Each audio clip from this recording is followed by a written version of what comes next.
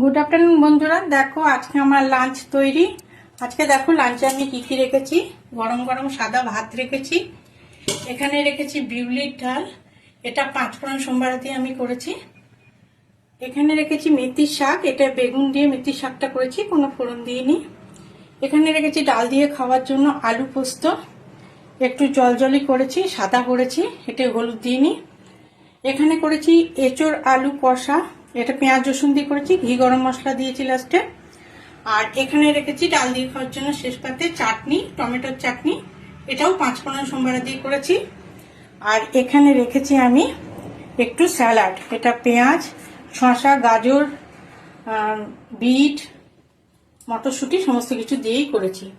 এই হচ্ছে আজকে আমার লাঞ্চ ভিডিও। তোমরা কে কি লাঞ্চ করলে অবশ্যই ভিডিও দিও, দেখবো। আমার লাঞ্চ মেনু তোমাদের কেমন লাগে অবশ্যই কমেন্ট করে জানিও। ভালো থেকো, সুস্থ থেকো, এই পর্যন্ত।